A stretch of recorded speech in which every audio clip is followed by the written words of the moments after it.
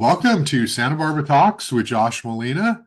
It's such a pleasure today to be here with Rob Fredericks, Executive Director of the City of Santa Barbara's Housing Authority. And I want to talk about what's on everybody's mind right now, which is housing and affordable housing through the lens of some specific projects going on downtown. Rob, I want to welcome you to the show first, though. It's always a pleasure to talk to you, and I really mean that. You do such good work in the community, and you're such a great guy, just in terms of being supportive of the work that I do, and you're just I always enjoy talking to you. So how you doing today? Thank you, Josh. Doing great. Yeah, glad to be here. Thank you. Thanks for making some time. I know you're extraordinarily busy with all everything you have going on. Let's dive right in. I want to talk to you about Paseo Nuevo and the big sort of thing that everyone is talking about downtown. There is this effort for the city to work with the mall owners to build apartments, to build housing at this Paseo Nuevo site. And I think they're talking 500 or so. Hmm. And they're really interested in this. They believe that bringing people downtown will revitalize State Street. It'll create housing and also infuse, 1,000 people or more downtown to revitalize shopping. There's a situation arising, though, which is the city's working with the people who own the leases, the long-term leases, Alliance Bernstein Commercial, and they're working with a developer, and they're at the very early stages with the city to build housing.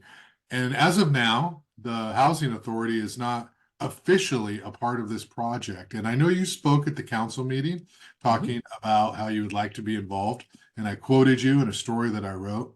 So let's talk about this. One, what do you think of what the city's doing? And talk to me about how the housing authority potentially could be involved in this. Sure. First of all, I think that the redevelopment of Paseo Nuevo Mall is very much needed for the community. As we all know that the mall type model is a time that is past, and we need to do something different, both for economics and for the community. And I think building housing and mixing in some commercial is important, and that's a model that does work. If you have ever looked at different areas. I mean, Rick Caruso has done that in places in LA, and you see around the world where housing is above commercial, and it's there's a certain vitality to these communities because people are there, they're living there where the commerce happens. And State Street definitely needs that. So I'm all for the redevelopment of Paseo Nuevo. I just don't want to see it all be vast majority be market rate housing that locks out our community members that also need affordable housing. Our workforce that work downtown, they could benefit by living there as well and not need a vehicle, so many other benefits. So, when this was brought before City Council back in last September by Rebecca Bjork, the then city administrator, she mentioned that they're going to move forward expeditiously, and we'll have an agreement done by December to bring back to City Council. And I thought, wow, that's interesting and great.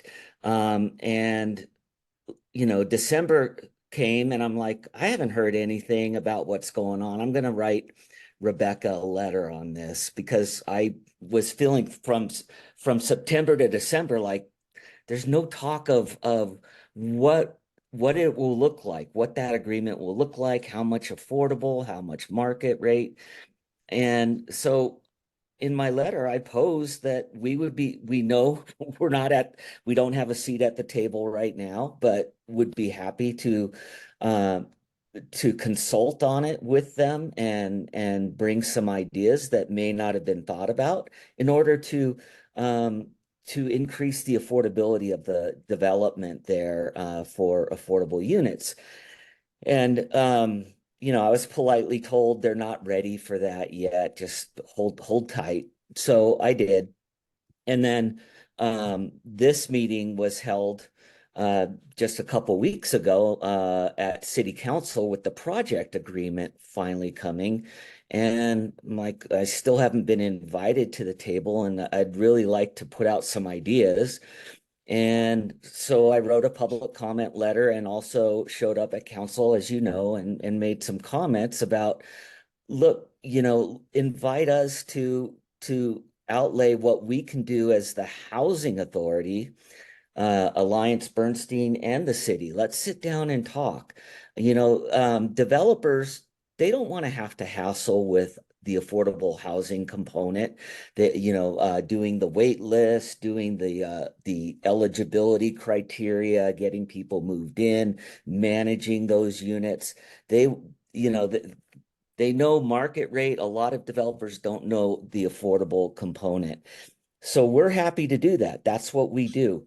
And I'm thinking through this, and if they took a slice of the land at Paseo Nuevo and said, we're going to take this amount of square footage and provide it for the affordable housing, when they're talking 500 units, I guarantee you we could get 30 to 40% affordable without having Alliance Bernstein put in a cent of capital dollars to make it happen. We could do the affordable. We could bring in the capital through tax credits, local resources, federal resources to do the development of the affordable.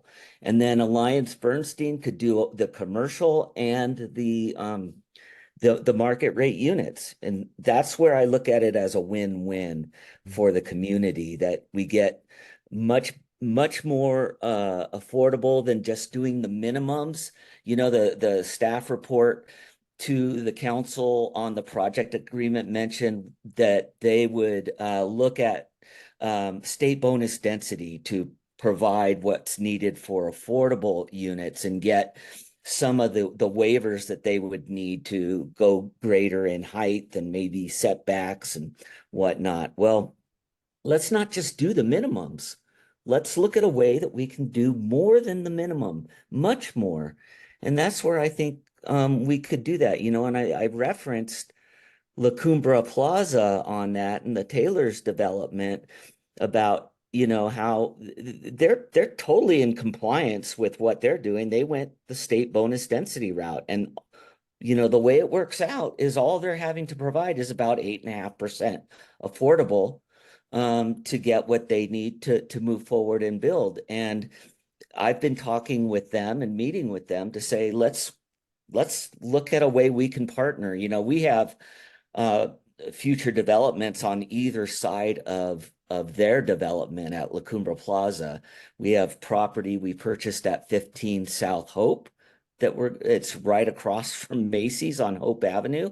And right on the other side of La Cumbre, we're going to be building Grace Village 2, senior housing. So if there's a way we can combine efforts and do more affordable than just the minimums, I think it would be a win for the Taylors as well.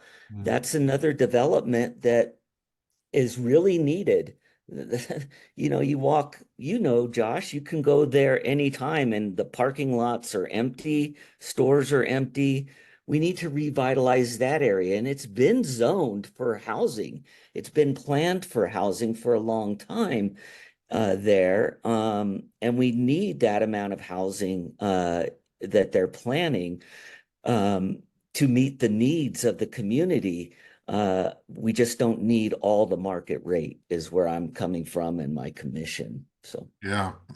Yeah, no, that makes a lot of sense because we have this housing crisis, but so much of the housing that's been built, separate from obviously what you do, Mhm. on the private market, it's still out of reach, even though we have housing. It's very expensive. They say things like they can't make projects pencil out if they have to build a higher level of below market rate units. And so these developers will say, you're going to kill the project if we have to do that much affordable. And no private developer is going to build 30 to 40% below market all by Right, themselves, right? So can right. you talk a little bit, maybe shed a little bit of light? Is it a situation where a project will actually die if they have to build above 10% affordability on their own? Or does it just mean they make less money? Or is it the length of a loan is extended? Or because I think there are a lot of people who say, oh, come on, developers, you can do this. You just don't want to. And it's obviously more complicated than that. And you understand both sides here. So can you talk about Mhm. that? Penciling out and that Sure. terminology that comes up.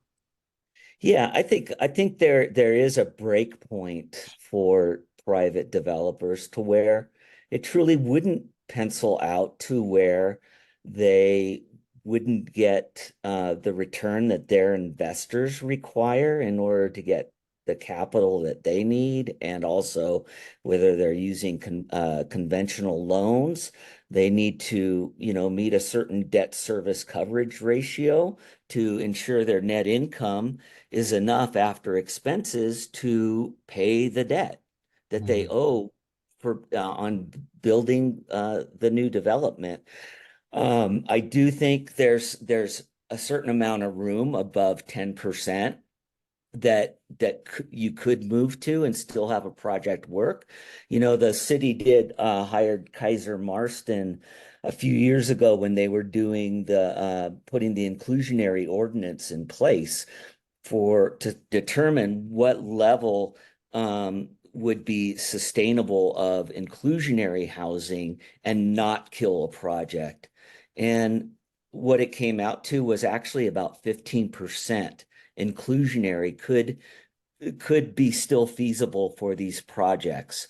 But the city at the time, they decided on 10% because they heard a lot from developers. You go any higher than that, it's going to kill the project. um, I think it would kill some of their return that they're looking at themselves for the project, for their efforts. You talk with Peter Lewis and other developers, I'm sure they'll disagree with me and say, no, our numbers are tight and we need what we need, and we can't do it if we do more affordable. So, um, but so I do empathize with them, and I know there is a break point. But I think it's somewhere in the probably 15 to 20% somewhere where it truly would not work doing any more affordable on that. And that's where I would love to continue to work with developers like Paseo Nuevo, like La Cumbra with the Taylors, and have a win for them. I think everybody would like to see more affordable included in these developments. And from what I see from my lens, is you would have communities, the broader community, more accepting of these developments if they are including more affordable. And if we're not involved in it, then that's where I think the city really does need to look at more incentives, more of the carrots rather than the hammer, for developers to encourage them to build more affordable, and give them flexibility too. The city put in place this new local housing trust fund, and I mentioned that developers, they don't want to be bothered with, at least from my discussions with them, they don't want to be bothered with the inclusionary and making sure people are eligible, reporting back to the city. Okay, give them an alternative and allow them to put an appropriate amount into the local housing trust fund that we can then, affordable housing developers ourselves, can access those funds to make another project more feasible, and build it that's truly affordable, deed restricted. And I think that's a viable alternative that should be looked at as well by the city, um, to create that type of solution as Yeah, well. it all makes sense. So since that meeting, Rob, I know some of the council members did say they would love to talk with the housing authority to see what can be done. Mhm. Has there been any progress? Have they invited you for a conversation at the seat of the at the table? But what's happened since then? Are you still getting kind of the cold shoulder, so to speak? Um, after that meeting, I did introduce myself to the city's consultant, and we exchanged business cards, and very pleasant, and said, I said, look, I'm not trying to force myself on you, but I would love to have that opportunity for the housing authority, my team and I, to come and set up a meeting. Let's sit down and talk through this and see if there's a pathway to a win-win that can happen expeditiously. We're not looking to slow down anything. We believe this type of redevelopment needs to happen. We just want more affordability. If we can bring the resources to make that happen, all the better. So a meeting hasn't been set up yet. I don't feel like I'm getting the cold shoulder. I think it's partly on me as well. I need to follow up from my exchange of the business card and set up that meeting. Okay. And then you mentioned La Cumbre Plaza and working with Matthew Taylor and the Taylor Hmm. family. Yeah, How's that going? Because that project's been very controversial. Paseo yeah, Nuevo, people are sort of curious about it, and there are people who want more affordability, but it hasn't risen to the level that the La Cumbre Plaza has in terms of how tall it's going to be, the impacts on the local community, the mhm, schools, the infrastructure, and the 8% affordability is just so low when we're talking about what 650 units or something like yeah, that. And so, can you just briefly talk about how did you get a door open there? And yeah. is that looking bright in terms of increasing that 8%?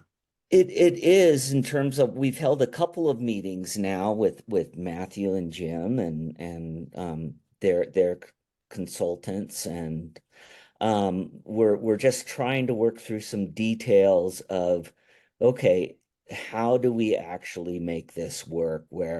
Because I mentioned on, let developers also put money into the local housing trust fund, and then they don't have to deal with it. But I also like the concept of inclusion, being inclusive in a development where you have the affordable units mixed in to the market rate units as well. So you don't have a poor door, in essence, a poor entrance, like, oh, well, the quote, poor people, you go over here. I don't like that. So if we can be more inclusive and wrap into the development where the affordable units are included and they get that use of all the amenities that they're planning, I think all the better. And we're trying to work through that right now. Um, and to Matthew's benefit, he reached out to us like about a year ago, actually, to seek some kind of partnership to make this work. I think they knew it would be controversial. I've in looking at their plans, what they've drawn up so far, I really don't have a problem with the height that they're going to there. The big drop in elevation where Macy's is, from State Street elevation is huge. So the height they're going to, it's only a little bit higher than what we are at grade level on the other side, what we're looking at for 15 South Hope. And I really like the design that they're going after throughout the development, like on the Hope side and facing Hope Street and State Street. It's more of the Spanish Mediterranean Monterey style architecture, and then it slowly evolves more to a modern look that matches more what's on the other side, where Grace Village, the look of Grace Village. So I think it's complementary. They're trying to match what both ABR would like to see and Planning Commission in the future. And these are early drawings, so I think there's going to be time to refine it and get it better.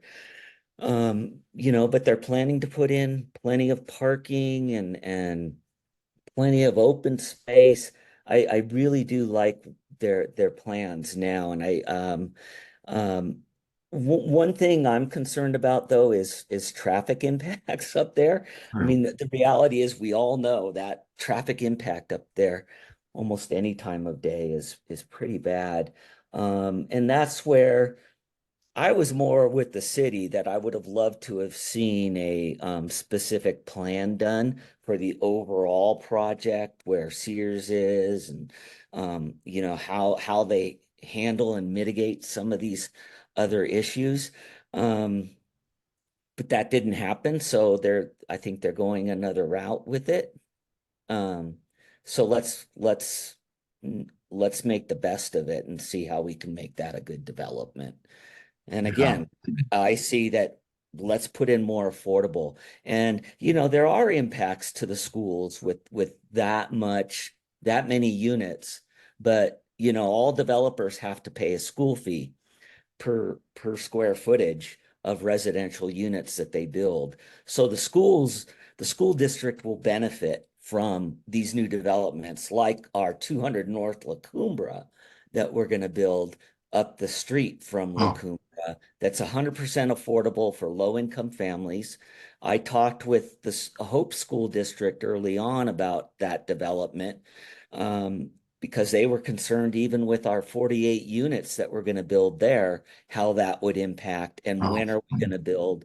So I'm staying in close contact with the Hope School District on our timing, so they'll know when we plan to have certificate of occupancy to start moving families in. So they'll know to plan for the class, what they can plan for projected school impacts. yeah. Yeah, a specific plan for that site would have been amazing because you could do something a whole new like community and holistic and all of that, but it didn't happen. Mhm. Let's talk about some of your other projects, and I just want to say it sounds really cool that you might be involved with the La Cumbre Plaza thing because I think that'll really help a lot of people who have concerns about it. But Yeah. let's talk about some of your projects. You mentioned 200 North La Cumbre. And so can Yep. you give us an overview? What is that? What part of the income level is that targeted at? Sure. Well, 200 North La Cumbre, what we're calling Bella Vista. It's on the corner of Via Lucero and La Cumbre Road there. There's a medical office complex on site now, circa late 60s, early 70s, single story medical office complex. So we're going to completely redevelop that site, called Nuke and Pave. We're going to completely take away the existing structures, regrade it. The nice thing about the lot is it drops down in grade. So we're going to build a podium structure that's not too noticeable from La Cumbre Street because of the way the grade is. And the units will be built, most of it on top of the podium and part of it on grade. 48 affordable units for low income families. That's 80% area median income and below. But mostly because we're going to access low income housing tax credits for this project, you really have to average 60% AMI, area median income. So you're getting down to the very low income families. And these are folks that really need help. You need these larger units, 3 bedrooms and 2 bedrooms. The last couple of decades, our agency has really focused on special needs and senior housing, which is needed as well, but we haven't built a large affordable housing family complex in recent years, and that's very much needed. So that's one area that I felt was perfect for this because it's in a good school district. It's in what the tax credit regulations note as a high opportunity area, higher income area. So they want to see more affordable units built in higher income areas. Mhm. So for a lot of reasons. We're doing the low income family development there. Really excited about it. And as you go up a couple of lots just north of on La Cumbra of this site, you probably have seen it too, as well. Going up, there's an old red farmhouse Oh, yeah. there Yeah. that's really nice.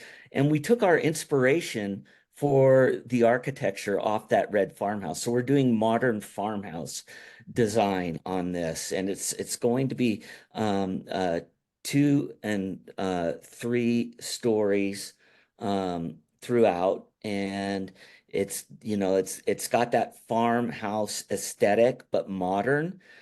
They're going to be steel roofs. It's beautiful looking. We really received great compliments taking it through ABR on this design, and we're ready to go with that development. We're applying for the tax credits in July. There's 2 rounds of tax credit awards every year. This is the second round. We would know if we get awarded by September, which I hope we would. And then we would put the rest of the financing pieces together and begin construction in early 2025. Mm. And That's it great. would be about a 15-month construction period. So we'd be done with it and have people move in sometime in 2026 Oh. for that. It's just the reality. I wish, we could wave a wand and boom, it's built and it's done and we could get people in because the need is now. But Mhm. really excited about that one. And then the other development that's been on the entitlement burner for a while now is 400 West Carrillo, the Carrillo Castillo commuter parking lot Right. that we're doing in conjunction with the city for moderate and middle income workforce.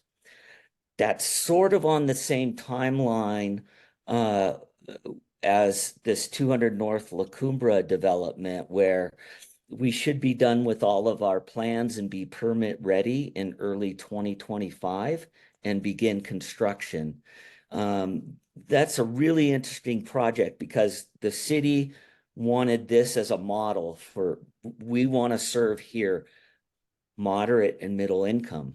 And we know that's needed as well. So we're committed to doing that. We have our investor, and the only way we could do that is getting some kind of altruistic investor involved in saying they're willing to take a lower rate of return than they normally would in order to get this project built. They're going to supply 100% of the capital up front for us to develop the Mm. project, Wow. and then they'll be involved in it as a limited partner, kind of like the tax credit structures. We create a limited partnership, and then they have a right down the road to sell their interest to the city or the housing authority if they want to get out of the development. But it'll be 100%, 63 units, 90-year deed restricted to moderate and middle income household where the rents are deed restricted as well, to a formula that sets the rents at a level that those income bands can afford. Yeah. Well, so that's like a couple of different projects, but they're both needed. The Bella Vista, as we know, as you mentioned, the families, a lot of the housing that is built is like with the city's AUD program is smaller units. And so not everything new can be for a so-called, young working professional. We also have working people professionals with families. And so this kind of unit is these kind of units are really important to have. And when the housing authority does them, as we know, they're like state of the art. They look the best, in the Yeah. community. So that's going to be pretty amazing. And then the Carrillo Castillo project, and we think about all the evolution of that site. And Yes. you remember several years ago what was originally proposed and the neighborhood backlash and Oh yeah. through time. And here we are, and Yep. we're serving 80 to 120% area median income. Yeah. And the community is And more this is supportive. right behind me, Josh. Is Right that behind it? me, Yeah. the design. That's the design of the Carrillo Castillo commuter lot there, and Yeah. it's pushed away from the freeway far enough to where we can put all the surface parking.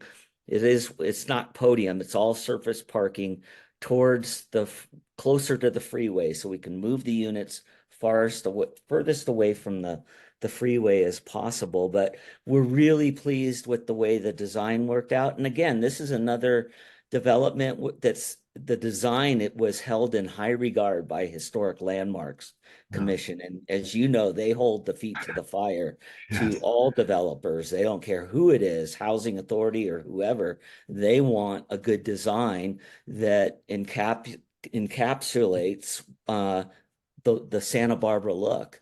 Yeah. So we went through a few iterations, adding more of the wood balconies and the tiles and the penetrations, but everybody's happy with it now, and so am I. Yeah. Quickly, I just thought of this question is, the state allows developers to build with no parking if they're near transit and Yeah. bus stops. Does that also apply to the housing authority or what's Oh that? yeah, we could do that as well. And it's a point of contention, um, developing in Santa Barbara as well with neighborhood compatibility and really how the development works, right? I mean, we have the right, we could go in here and do no parking and put in more units. But come on, in reality, these are folks who we've done surveys, and these are workforce folks, 2 bedroom units here, 1 bedroom units even that people still want and need their vehicles. Yeah. They're going to go out to drive out to see their kids play in athletics at their schools, or they may get a job, a change in job, and have to go out to Goleta every day or something. Yeah. So the reality is we're not there yet with no parking. And we feel we would be doing a real harm to the community if we did no parking here, Yeah. both to the folks who would live here and um, and the neighborhood is already impacted by not enough parking. We heard that clearly from the residents here, and they don't want people who live here parking on the streets where there's already no parking for them, for Right. the residents who live here adjacent to this building. So we look at it as, who are we building these units for? And the end user, and do they need their vehicles? So, developments where we do special needs like El Carrillo, or even across the street, Casa de las Fuentes, where it's truly for people who work in a certain geographic, or they're folks who don't own cars. If Mhm. they're frail seniors living at Gardens on Hope, where we'll put in like 24 parking spaces, that's really for staff and and visitors and caregivers, where the 89 residents, they don't need a vehicle, they don't drive anymore. So we're not building it. We look at the end user Yeah. on these other developments that we build, and if they're seniors that don't need cars, or and we'll put in a van service where on these senior developments we take them to their doctor's appointments, shopping, entertainment. um they don't need a vehicle. Mm. But a place like this behind me or 200 North La Cumbre that I mentioned, the family development, that will have 1.5 parking spaces per unit. So we've gotten away from the two parking spaces per unit, but we're at least putting at least one parking space per unit there because we know families still need a vehicle. I would love it. I'm all for no vehicle ownership, but we have to deal with the realities of transportation right now and the lives of people we serve. So, Yeah, that's so true. And you kind of see the value of the car largely through what stage of life you're in, I think, and I think if yeah, you're a young single professional who likes to walk and ride your bike downtown or go on the beach, you're not really thinking, if you have kids, like all the trips you have to make with a kid right. all the time. And you can't just throw a kid on a bike and expect that to be the same quality of life when, Yeah. yeah, you're picking up their friends, you're taking them to practice. Not everybody lives Yep. within walking distance of their school. And so, but like with seniors, you can understand why those kind of situations, there's not driving anymore as much. And so they don't really need a car. And, I think the question is, we don't really have, no disrespect to MTD, but in these big cities we have better public transit, and we don't Right. really have that with the same frequency and headways here. So we still need a car, and we should be driving those cars less, of course, but we still need Right. a car sometimes. Yeah. And Yeah. so there's that. We got, about 7 or 8 minutes left here, Rob. I want to just ask you about a couple of projects before we wrap up, and I've really enjoyed this conversation. But I wanted to ask you about the school district. You and the school district, the housing authority and the school district have partnered on building teacher housing, I guess, employee housing Yes. on the east side there. So can you talk a little bit about what that is? Yeah, yeah. So we started outreaching about a year ago to the school district to see if we could help them, kind of that message, help us, help you, and let's partner together and see what we can do. There's been some state laws that have passed that said if you build affordable housing on school district owned land, you can limit who lives there to just school district employees, Hmm. where typically you can't just limit who's going to live there and not get in trouble with fair housing laws. But this carve out of this bill that passed back in 2016 allows for that. So, we did a deep dive with the school district and looked at all their sites. And the first one we decided on jointly, taking it to both their board, the school district board, and our housing authority commission, was the Parma School site on Montecito Street on the east side, right across from Trader Joe's on Montecito Street. It's been empty for years, not utilized. It's a fairly large lot. It's about 1.5 acres. And, on one side it backs up to commercial, the other side to the street, and then the other side it does back up to residential that we'll have to be cognizant of, for solar access and whatnot. But we do plan on providing about 40 to 45 units there for employee housing. And we're going to access the low-income housing tax credit program there because the surveys we did last summer with the school district to all of their employees, teachers, and classified employees, whether administrative staff or um, you know janitors, whoever it is may be, bus drivers, a lot of them fall into um low income that would be that uh and they would like affordable housing. This will indeed help the school district attract and retain their employees. So we're excited. This Parma school site, it lends itself. It's kind of the low hanging fruit for both organizations to tackle. Sure. And we're already moving forward with pre-development with our architect and putting together the design schematics. And we hope to get that through entitlements as quickly as possible and line up the funding and where the school district doesn't have to put in a penny. They're just putting in the land that's available to do it. Mm. And then once it's built, we will manage it for the school district. Again, that's what we do. We don't do education, they do education, we do housing, and that's where we can leverage our own resources, and we can do the management. They don't have to worry about that. So Are those rental apartments or are they? those will be rental apartments. And after this, we want to prove, okay, here's another test model. We want to prove we can do this, make it a success.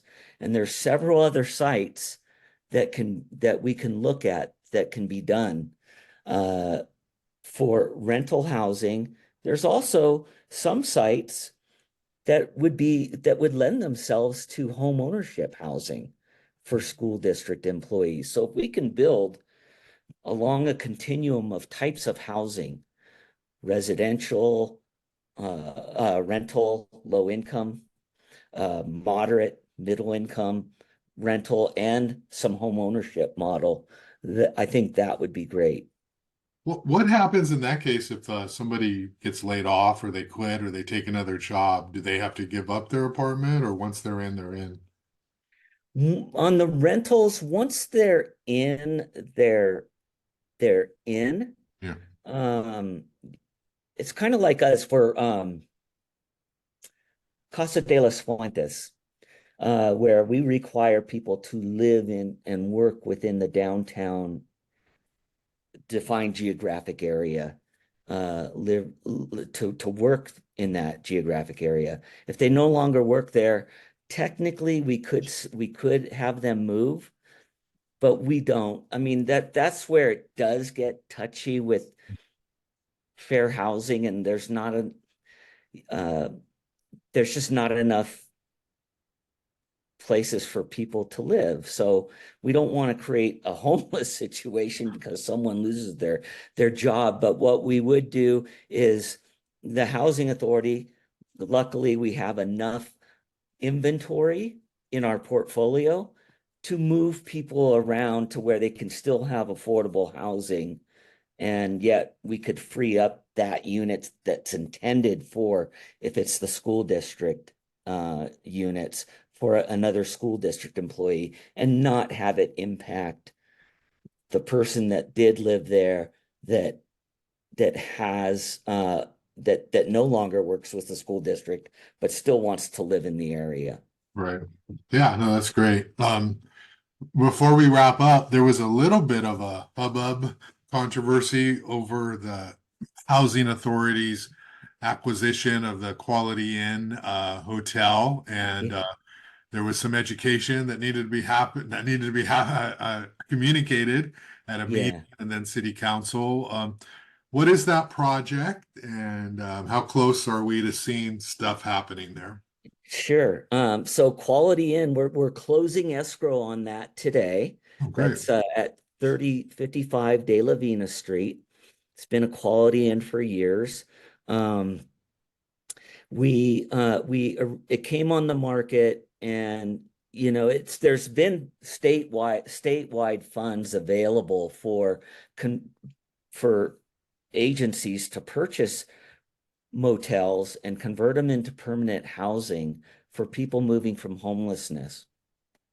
So we thought, here's a great model for that. And there was, when we entered escrow, some backlash from the San Marcan neighborhood. People don't like change. I get that. I would be concerned as well if I lived there and I didn't exactly know who the housing authority was or what they do, how they manage, what their intent was. So, I held a community meeting via Zoom to explain everything to them. And I think, letting them know that we guarantee to be a great community partner on this, a great neighbor, and that we're not going to, this is not a Rose Garden Inn type situation. This is permanent, affordable housing. Yeah. It's going to be well managed. So I think we got some good acceptance from the neighborhood. Unfortunately, it's probably going to take about 6 months to get our permits for rehabbing the building Mhm. and putting kitchenettes in the units so that they qualify as studio units in a nicer living environment. We're going to get rid of the pool. We're going to re-landscape, re-roof the building. There's a lot of deferred maintenance on that site. Yeah. So to get our permits to do that, it'll take about 6 months to get the permits, probably another 6 months to finish it up, and then slowly move people in. Yeah. So we're That's not talking a, about a year huh, until it's actually occupied. But okay. we're going to have housing authority employees stay on site. Okay. So we have eyes and ears on the property during this time so that it's not an unsecured site where we have people coming and going that shouldn't be coming and going there. So it'll be well secured and well maintained. And you said formerly homeless, so how will people apply, or are you work? How will you find the people who will be living there? Do they have to have income levels, or it's a little bit different than the other projects you've described? Yeah, we are going to overlay this with project-based vouchers so that you do have to be extremely low income to move into this project, meaning your household income is 30% of area median income or below. That means you're pretty much subsisting on Social Security or SSI. That's it, um, or less.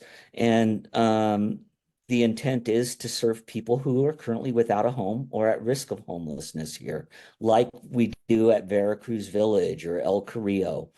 And we get our referrals from our community partners that we work with through the county, through Good Samaritan, through New Beginnings Counseling Service. We work with all these organizations day in and day out, CityNet. So we will have a wait list opened up once um, the redevelopment is underway, and we will begin taking referrals so we can get people moved in. And even at that location, what worked well for Veracruz Village is we had Dignity Moves, right? Yeah. Temporary housing. We moved a lot of people from Dignity Moves into Veracruz Village. We'd like to do the same thing at this site because people who have an opportunity to live at Dignity Moves, they get stabilized over amount of time that they're living there with services. They get used to living indoors. And then we move them to permanent housing. I like that model. I would like us to do that. And then there's more rooms opened up at Dignity Moves for people moving off the streets. Yeah. Well, that's great. And the cool thing about every project you described here is that as soon as they're available, they are going to fill up Oh yeah. instantly for Yeah. all those income demographics. And that just shows the need that we have. You're serving the whole spectrum with what we discussed here, and even Yeah. whatever happens at Paseo Nuevo and La Cumbre, those are going to go instantly too. So Yeah. uh, thanks a lot, Rob, for walking me through this and us through this and just sort of explaining what's going on with housing authority projects in throughout the community, throughout the town. And, good luck to you with making all these things happen and the Thank next you. generation of things that are going to happen. Yeah. Okay. All right. Appreciate the opportunity, Josh. Okay. Thanks, Okay. Rob. Take care. Thanks. Bye. Bye-bye.